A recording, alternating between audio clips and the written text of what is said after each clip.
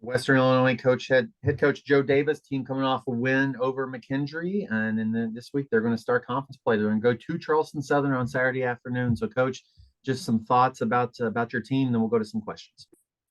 Yeah, happy for our players certainly, and coaching staff to to get a victory in our home opener.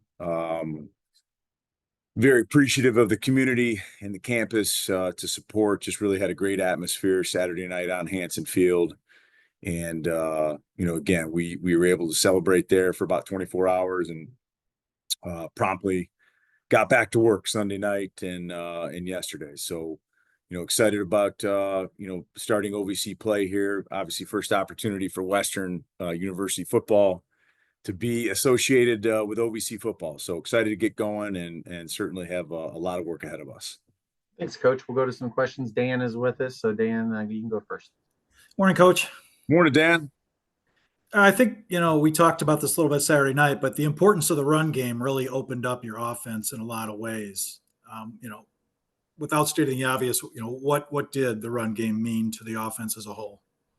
Well, it's one of our pillars of our offense. We really have three we wills of our offense, and that's number one is that we will establish a physical running game using all 11 players. And a big credit to our offensive staff, spending a lot of time just trying to make sure that we're putting our players in the best position to succeed. And I think 2 weeks in a row now we've gone in saying, hey, how can we, be patient and try to establish a run game. Certainly helps, the quarterback and just foundationally helps our football program. So, hopefully we can continue to build upon that.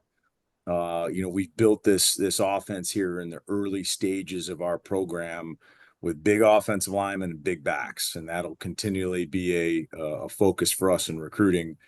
And to see some of the fruits of that labor, come around is exciting. Certainly, still have a lot of work to do, on that part of our offense and our football program, but excited about some of the things that we've seen so far.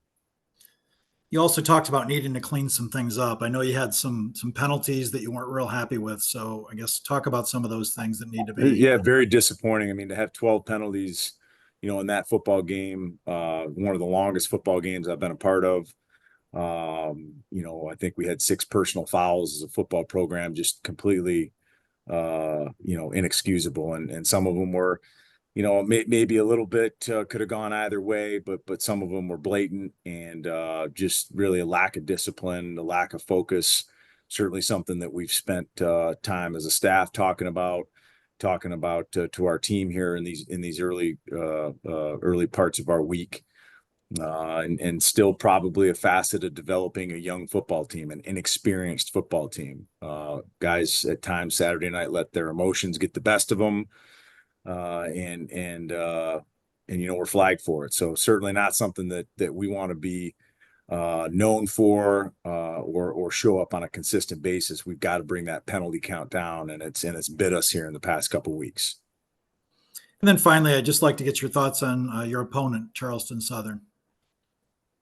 A lot of respect for Gabe and what he's done in his career. And one of the things that just following Gabe from afar, I know about him is that he runs a first-class operation, and he truly cares about the well-being of student athletes, and he certainly cares about, creating an experience for life development for student athletes. And I've always been impressed with him for that. So, this is a team that defensively stands out a lot. They're long, they're physical. They present you with a multitude of looks. They've done a nice job, as have a lot of teams at our level, adding depth and value in the transfer portal. Offensively, they really have hung their hat on a very unique run game that's caused a lot of defenses, a lot of problems here early in the season. Their running back Isom is versatile. He's dynamic. He's physical. He's got all kind of twitch to make the extra defenders miss.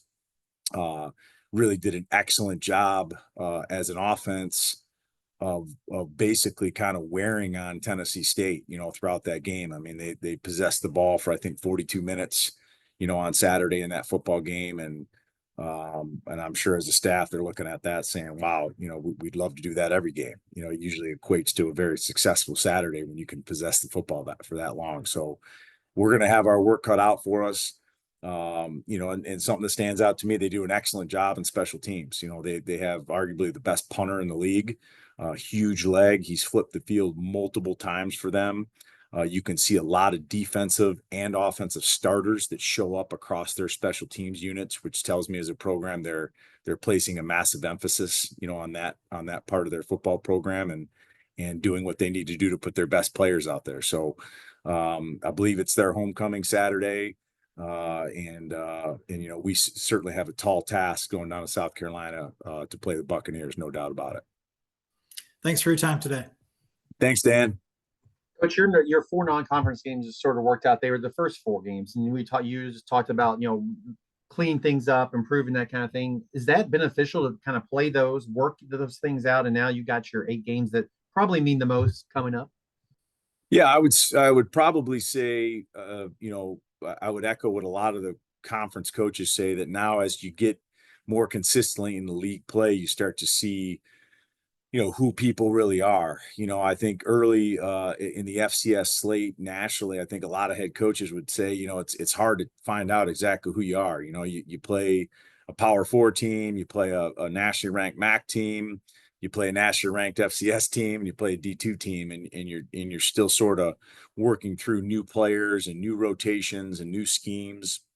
Again, speaking for us here at Western, and now you get into conference play, you hope to settle in and continue to establish the identity that you want as a football program. So, like I mentioned in the opening statement, excited to now get into OVC play. It's been on the forefront of our weekly team meeting. Every Monday morning at 6 a.m. we have a team meeting, and one of the first slides that goes up in front of the team is our mission is to win the OVC. That's it. Everything we do, the process here, all equates to trying to become a conference champion, and our habits and the way we practice, the way we eat, the way we sleep, the way we train, the way we game plan, all have to have a championship mindset to it, and excited to get going with that this week.